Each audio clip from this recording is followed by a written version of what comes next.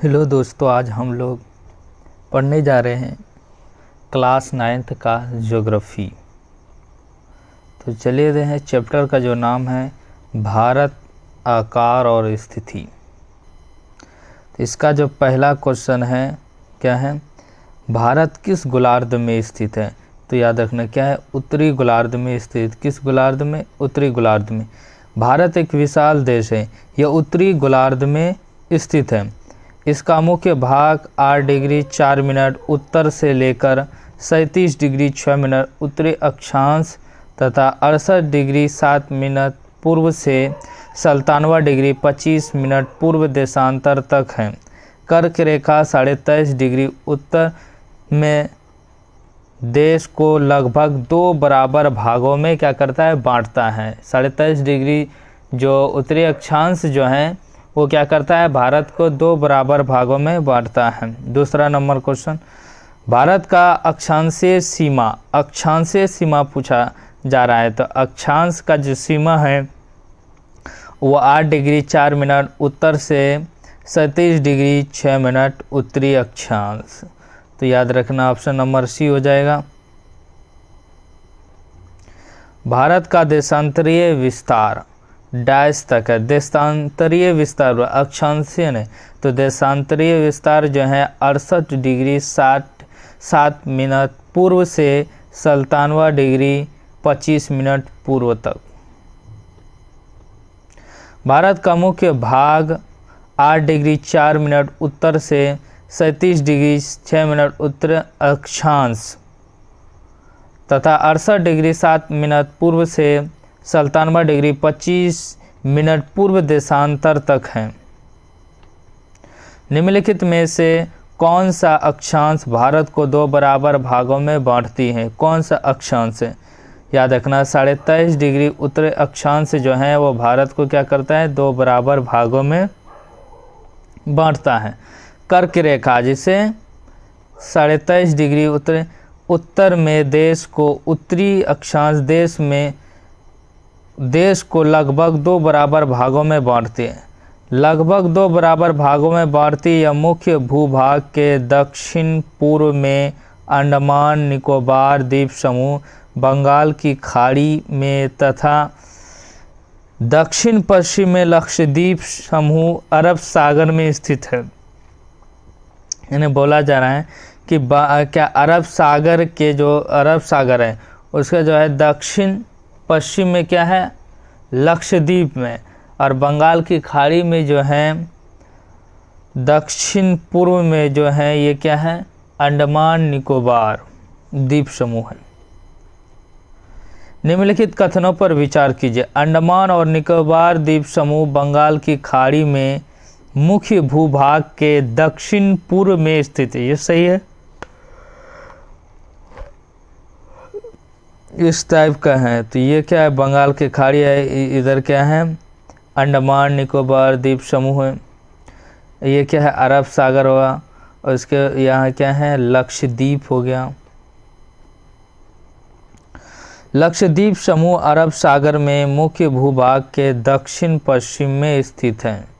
तो ये भी कथन क्या है, सही है। तो याद रखना दोनों कथन क्या हो जाएगा, सी नंबर ऑप्शन हो जाएगा। भारत के भूभाग का कुल क्षेत्रफल लगभग कितना वर्ग किलोमीटर? यानी भारत का भूभाग का क्षेत्रफल जो है वो 32.8 लाख वर्ग किलोमीटर है।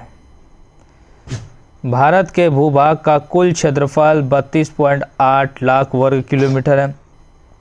भारत का क्षेत्रफल विश्व के कुल भौगोलिक क्षेत्रफल का 2.4% है। भारत का क्षेत्रफल विश्व के कुल भौगोलिक क्षेत्रफल का कितना प्रतिशत है? तो याद रखें, कुल भौगोलिक क्षेत्रफल का कितना प्रतिशत है, 2.4%। भारत के भूभाग के कुल क्षेत्रफल लगभग 32.8 लाख वर्ग किलोमीटर है। भारत का क्षेत्रफल विश्व के कुल भौगोलिक क्षेत्रफल का 2.4% है। स्पष्ट है कि भारत विश्व का 7वां बड़ा देश है। भारत की स्थल सीमा रेखा 15,200 किलोमीटर है और समुद्री तट रेखा अंडमान और निकोबार द्वीप समूह तथा लक्षद्वीप समूह के साथ 7516.6 किलोमीटर है। निम्नलिखित कथनों पर विचार कीजिए। क्या करना है? विचार करना। भारत विश्व का 5वां बड़ा देश नहीं है, 7वां बड़ा देश, इसलिए ऑप्शन गलत हो जाएगा। भारत की स्थल सीमा रेखा लगभग 15,200 किलोमीटर और समुद्री तट रेखा 7516.6 किलोमीटर अंडमान और निकोबार द्वीप समूह तथा लक्षद्वीप समूह के साथ भारत के उत्तर पश्चिम, उत्तर तथा उत्तर पूर्वी सीमा पर नवीनतम वलित पर्वत है। ये भी सही है, ये भी। तो ऑप्शन नंबर जो है 2 और 3 हो जाएगा। ऑप्शन नंबर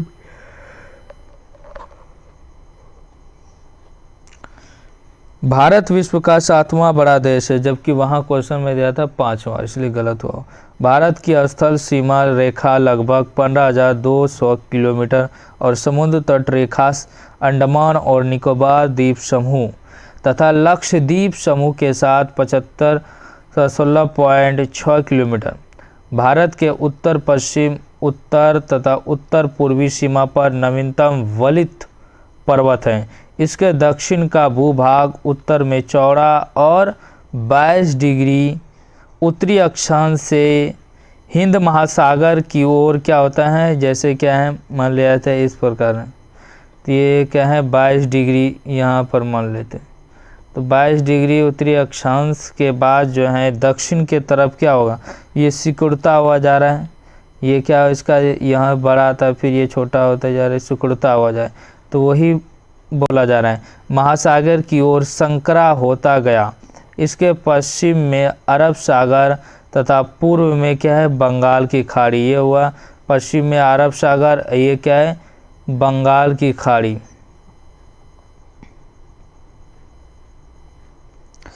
गुजरात से अरुणाचल प्रदेश के स्थानीय समय में कितने घंटे का अंतर होता है? यह क्या है मान लेते हैं। उसके बाद यहाँ क्या है यह क्या है गुजरात है, यहाँ क्या है अरुणाचल प्रदेश। तो इसका जो है इसके बीच की जो अंतर है वो 2 घंटे का अंतर रहता है। ऑप्शन नंबर सी हो जाएगा। गुजरात से अरुणाचल प्रदेश के स्थानीय समय में 2 घंटे का अंतर है, अतः 82.5 डिग्री पूर्व देशांतर रेखा को भारत की मानक यमोत्तर माना गया, जो भारत के उत्तर प्रदेश में मिर्ज़ापुर से गुजरती हैं। अक्षांश का प्रभाव दक्षिण से उत्तर की ओर दिन और रात की अवधि पर पड़ता है। भारत की मानक यमोत्तर डैश माना गया। भारत का जो है यमोत्तर जो है वो 82.5 डिग्री पूर्व देशांतर को माना गया है। भारत का मानक यमोत्तर कहाँ से होकर गुजरती है? मिर्ज़ापुर से होकर गुजरती है। मिर्ज़ापुर से होकर क्या आता है गुजरता है। भारतीय भूखंड एशिया महाद्वीप के किस भाग में स्थित है? यानी भारतीय भूखंड है जो क्या एशिया महाद्वीप के किस भाग में स्थित है? पूर्व और पश्चिम के मध्य स्थित है। यानी एशिया का जो है वो पूर्व और पश्चिम ये दोनों के बीच मध्य में स्थित क्या है भारत है। भारतीय भूखंड एशिया महाद्वीप के पूर्व और पश्चिम के मध्य में स्थित हैं। भारतीय भूभाग एशिया महाद्वीप का दक्षिणी विस्तार है। हिंद महासागर जो कि पश्चिम में यूरोपीय देशों और पूर्वी एशियाई देशों को मिलाता है। भारत को केंद्रीय स्थिति प्रदान करता है। भारत को क्या कहता है? केंद्रीय स्थिति प्रदान करता है। निम्नलिखित कथन पर विचार कीजिए। हिंद महासागर पश्चिम में यूरोपीय देश और पूर्वी एशिया देशों को मिलाता है। जैसे हिंद महासागर जो है ये पश्चिम में यूरोपीय देशों और पूर्वी एशिया देशों को क्या करता है? मिलाता है। अक्षांश का प्रभाव दक्षिण से उत्तर की ओर दिन और रात की अवधि को पड़ता है। दोनों कथन का 1 और 2 हो जाएगा। Option number C. भारतीय भूभाग एशिया महाद्वीप का दक्षिणी विस्तार है। हिंद महासागर जो कि पश्चिम में यूरोपीय देशों और पूर्वी एशियाई देशों को मिलाता है। भारत को स्थिति प्रदान करता है जो कि उत्तर प्रदेश में मिर्ज़ापुर से गुजरती अक्षांश का प्रभाव दक्षिण से उत्तर की ओर दिन और रात अवधि पर पड़ता है। ये थोड़ा जो है इसमें पीडीएफ में गड़बड़ी है, देखिए हम बोल दिए। चलिए 14 नंबर क्वेश्चन है, कौन सा महासागर का नाम भारत देश के नाम पर पड़ा? तो याद रखना हिंद महासागर जो है भारत देश के नाम पर पड़ा। पूर्वी एशिया के देशों से भी पूर्व तट के मध्य से निकट संबंध बनाए हुए हिंद महासागर में किसी भी देश की तटीय सीमा भारत जैसी नहीं है।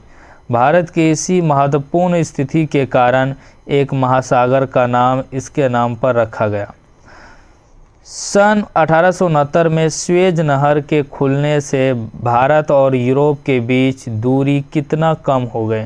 तो 7000 जो है किलोमीटर दूरी क्या है, कम हो गई। 1869 में स्वेज नहर के खुलने से भारत और यूरोप के बीच का दूरी जो है 7000 किलोमीटर कम हो गई। पश्चिमी और पूर्वी तटों पर केंद्र शासित क्षेत्रों की संख्या कितनी है?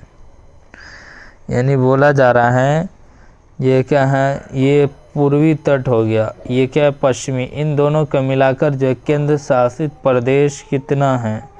तो याद रखना ये 6 है। ऑप्शन नंबर क्या हो जाएगा, ए हो जाएगा। पश्चिमी और पूर्वी तटों पर केंद्र शासित क्षेत्रों की संख्या 6 है।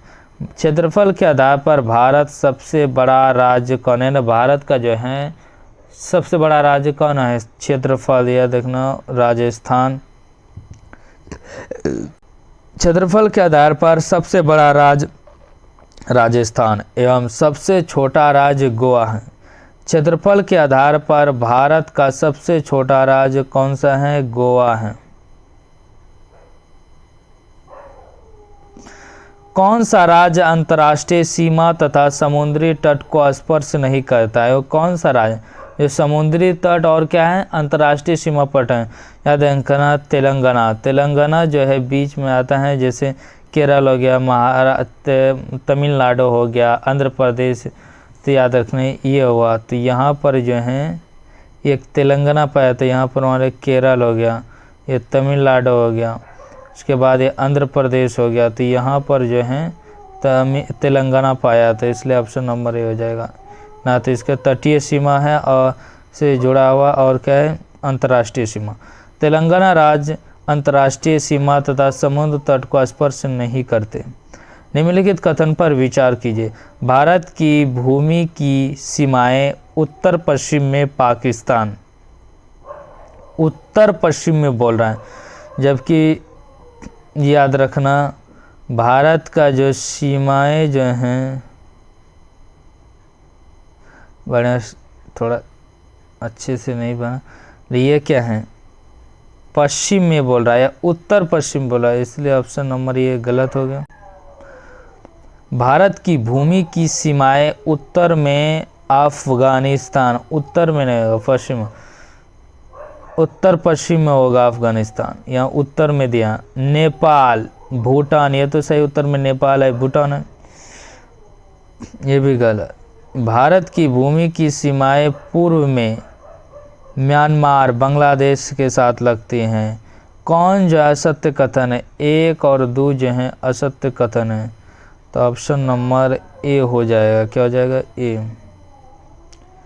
भारत की भूमि की सीमाएं उत्तर पश्चिम में पाकिस्तान और अफगानिस्तान साथ, उत्तर पश्चिम में पाकिस्तान और अफगानिस्तान के साथ, उत्तर में चीन, तिब्बत, नेपाल और भूटान के साथ, पूर्व में म्यांमार और बांग्लादेश के साथ लगती हैं। तो याद रखना यहाँ पर जो डिस्कशन जो है सही दिया, तो इसीलिए यहाँ पर जो है आंसर जो दिया हुआ है कौन सा असत्य कथन, इसीलिए ये याद रखना इसका आंसर डी हो जाए, इनमें से कोई नहीं होगा। भारत की भूमि सीमाएं जाएं उत्तर पश्चिम में पाकिस्तान और अफगानिस्तान के साथ लगता, उत्तर और पश्चिम में। और उत्तर में चीन हो गया, तिब्बत, भूटान के साथ, तथा पूर्व में म्यांमार और बांग्लादेश के साथ लगती है। कर्क रेखा भारत के किस राज्य से नहीं गुजरती है? कर्क रेखा बोल रहा है, छत्तीसगढ़ से गुजरता है, त्रिपुरा से भी, राजस्थान, उड़ीसा से जो है कर्क रेखा नहीं गुजरता है। कर्क रेखा भारत के उड़ीसा राज्य से नहीं गुजरती। निम्नलिखित कथन पर विचार कीजिए। दक्षिण में समुद्र पार 2 द्वीप समूह श्रीलंका और म्यांमार, जबकि याद रखना दक्षिण में समुद्र पार यानी समुद्र के पार में 2 द्वीप समूह है। श्रीलंका तो द्वीप समूह है, लेकिन म्यांमार जो है एक द्वीप समूह नहीं है, तो ऑप्शन ये गलत है। भारत और श्रीलंका के बीच में छोटा समुद्री रास्ता पाक जल संधि तथा मन्नार की खाड़ी से सत्य बोला, ऑप्शन नंबर 2 हो जाएगा, बी नंबर हो जाएगा। दक्षिण में समुद्र पार हमारे पड़ोसी 2 द्वीप समूह राष्ट्र श्रीलंका और मालदीव है। भारत और श्रीलंका के बीच में छोटा समुद्री रास्ता पाक जल संधि तथा मन्नार की खाड़ी है। मालदीव लक्षद्वीप समूह के दक्षिण में स्थित है। भारतीय मुख्य भूभाग का दक्षिणी शीर्ष बिंदु कौन सा है? तो भारतीय मुख्य भूभाग का दक्षिणी शीर्ष बिंदु जो है इंदिरा पॉइंट है।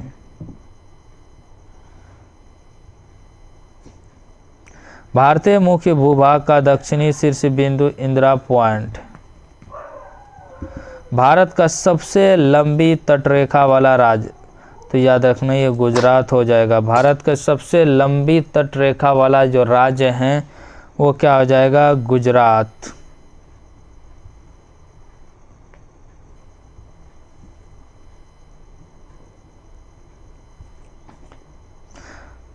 तो नेक्स्ट डे जो है हम लोग क्या क्या दूसरा चैप्टर पढ़ेंगे, ठीक है।